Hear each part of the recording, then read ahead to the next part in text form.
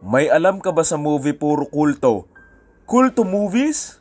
Sige, 10 movies na merong kulto na baka hindi nyo pa napapanood. Hindi ako nagpo-promote ng mga kulto yung movies lang. Unang-una, The Sacrament. Isa tong found footage film tungkol sa isang grupo ng mga taong gumagawa ng documentary tungkol sa isang religious na samahan na mauuwi sa nakakatakot na takbuhan.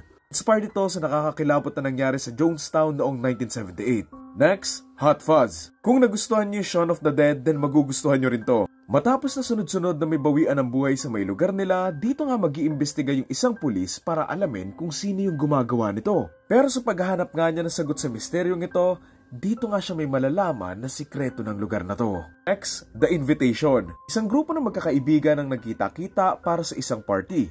Paglalim ng gabi, dito nga mas lalalim yung mga usapan nila kung saan malalaman nga nila kung bakit nga sila pinapunta sa bahay na yon.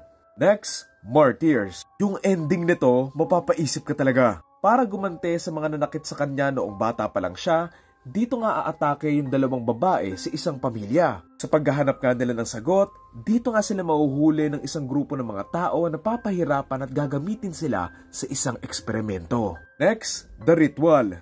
4 na magkakaibigan yung nagkita-kita para mag-hiking. Pero sa pagpasok nga nila doon sa may kagubatan, dito nga nila kakailanganing makatakas at makaligtas bago nga sila tuluyang makuha ng mga taong nakahanap sa kanila. Next, Hereditary. Yung kisamisin talaga dito sa may bandang ending, sobrang natakot ako dito. Matapos mamatayan ng kamag-anak, dito nga magluluksa yung isang pamilya na naiwan nga nung namatay.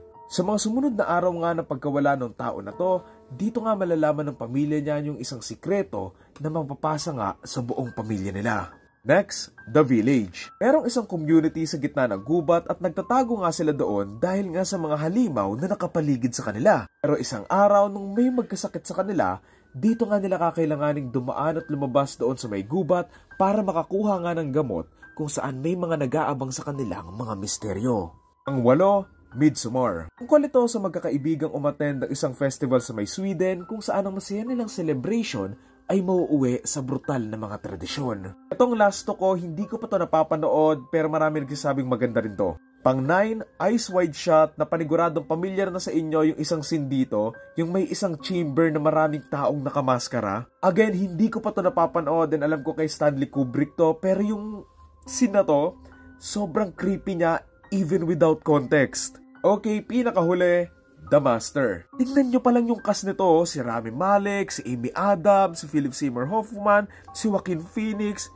Sure na sure nang maganda to eh. Ayun, meron pa ba akong hindi nabanggit? Kung meron at napanood kayo na hindi ko nabanggit na maganda din comment nyo na lang or suggest nyo sa akin para mapanood ko. Yun lang. Thank you.